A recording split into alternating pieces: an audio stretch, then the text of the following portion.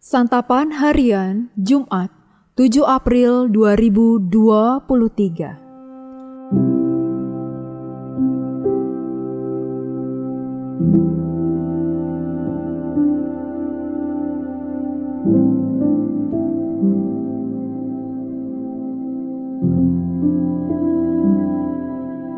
Inilah program Santapan Harian, sebuah program yang mengajak Anda menelusuri isi Alkitab, agar Anda menemukan makna firman Tuhan sesuai dengan konteksnya. Santapan Harian tertuju bagi Anda yang ingin memiliki kehidupan rohani yang segar, kuat, dan sigap. Hari ini kita akan membaca Matius pasalnya yang ke-27, ayatnya yang ke-32 hingga ayatnya yang ke-56. Namun sebelumnya, mari kita berdoa. Sinarilah kami ya Tuhan dengan wajah-Mu, dan ajarkanlah kami akan kebenaran firman-Mu. Di dalam terang-Mu yang abadi, Kristus Yesus, kami memohon. Amin. Matius 27 ayat 32-56. Ketika mereka berjalan keluar kota, mereka berjumpa dengan seorang dari Kirene yang bernama Simon. Orang itu mereka paksa untuk memikul salib Yesus. Maka sampailah mereka di suatu tempat yang bernama Golgota, artinya tempat tengkorak. Lalu mereka memberi dia minum anggur bercampur empedu. Setelah ia mengecapnya, ia tidak mau meminumnya. Sesudah menyalibkan dia, mereka membagi-bagi pakaiannya dengan membuang undi. Lalu mereka duduk di situ menjaga dia, dan di atas kepalanya terpasang tulisan yang menyebut alasan mengapa ia dihukum. Inilah Yesus, Raja orang Yahudi. Bersama dengan dia disalibkan dua orang penyamun, seorang di sebelah kanan dan seorang di sebelah kirinya. Orang-orang yang lewat di sana menghujat dia dan sambil menggelengkan kepala mereka berkata, "Hai engkau yang mau merubuhkan bait suci dan mau membangunnya kembali dalam 3 hari, selamatkanlah dirimu. Jikalau engkau anak Allah, turunlah dari salib itu." Demikian juga imam-imam kepala bersama-sama ahli-ahli Taurat dan tua-tua mengolok-olokkan dia dan mereka berkata, "Orang lain ia selamatkan, tetapi dirinya sendiri tidak dapat ia selamatkan. Ia Raja Israel, baiklah ia turun dari salib itu dan kami akan percaya kepadanya. Ia menaruh harapannya pada Allah, baiklah Allah menyelamatkan dia, jikalau Allah berkenan kepadanya. Karena ia telah berkata, aku adalah anak Allah." Bahkan penyamun-penyamun yang disalibkan bersama-sama dengan dia mencelanya demikian juga. Mulai dari jam 12 kegelapan meliputi seluruh daerah itu sampai jam 3. Kira-kira jam 3 berserulah Yesus dengan suara nyaring, "Eli, Eli, lama sabachthani." Artinya, "Allahku, Allahku, mengapa engkau meninggalkan aku?" Mendengar itu, beberapa orang yang berdiri di situ berkata, "Ia memanggil Elia." Dan segeralah datang seorang dari mereka, ia mengambil bunga karang, mencelupkannya ke dalam anggur asam, lalu mencucukkannya pada sebatang bulu dan memberi Yesus minum. Tetapi orang-orang lain berkata, "Jangan, baiklah kita lihat apakah Elia datang untuk menyelamatkan dia." Yesus berseru pula dengan suara nyaring, lalu menyerahkan nyawanya.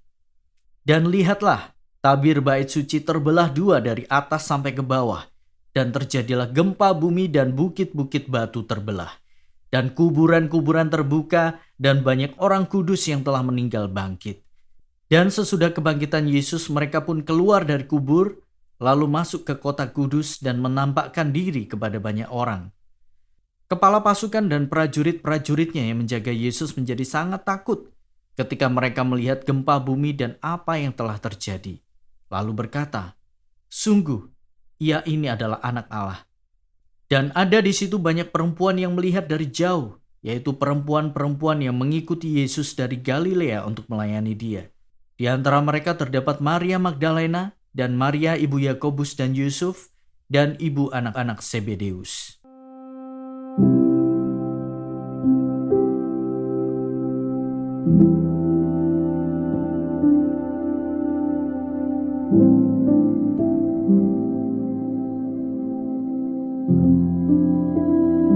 Sahabat Santapan Harian, dalam teologi kemakmuran, orang Kristen tidak akan hidup menderita. Ajaran ini telah menghipnotis dan melemahkan iman banyak orang Kristen. Ketika kita sedang berputus asa, teologi ini mengajarkan bahwa dengan mengikut Yesus kita akan selalu hidup makmur dan bahagia, seakan-akan Yesus sendiri tidak pernah menderita. Pandanglah kepada Yesus. Penderitaannya menjadi semakin dahsyat saat ia berada di atas kayu salib. Ketika ia tergantung, ejekan dan hujatan datang dari orang-orang yang lewat, para pemuka agama, dan bahkan penyamun yang sudah selayaknya mendapatkan hukuman. Puncak dari penderitaannya terdengar dalam suara nyaring ketika ia berseru, "Allahku, Allahku, mengapa engkau meninggalkan aku?" Penderitaan Yesus bukan suatu kecelakaan dalam sejarah atau suatu kesenangan aneh yang ia cari. Ia rela mengalami penyiksaan karena itulah jalan yang harus ditempuh untuk menyelesaikan misinya.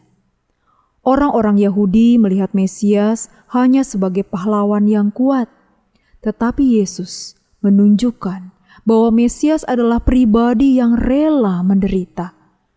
Mereka mengira bahwa Yesus akan turun untuk membuktikan kuasanya. Tetapi justru karena ia tidak turun dan rela disalibkan, ia membuktikan dirinya sebagai Sang Juru Selamat dan kita dapat percaya kepadanya. Yesus menjalani penderitaan karena dosa yang telah kita lakukan. Ia menanggung segala derita yang amat berat itu untuk menggantikan kita. Seharusnya kitalah yang menerima umpatan, siksaan, bahkan kematian. Namun melalui kematiannya kita ditebus dan diperdamaikan dengan Allah. Penderitaan yang kita lalui di dunia ini tidak sebanding dengan apa yang telah ia lalui.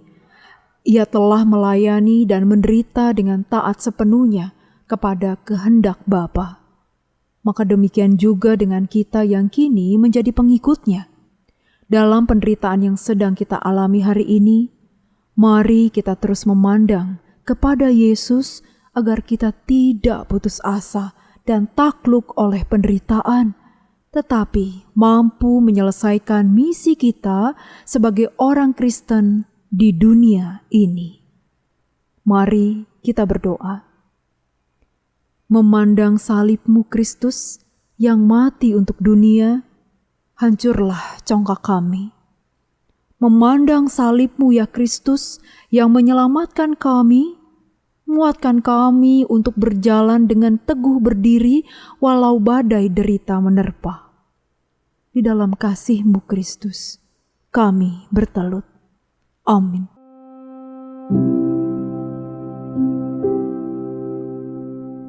Kiranya firman Tuhan yang Anda dengarkan menjadi berkat, hingga Anda memiliki kehidupan rohani yang segar, kuat, dan sigap.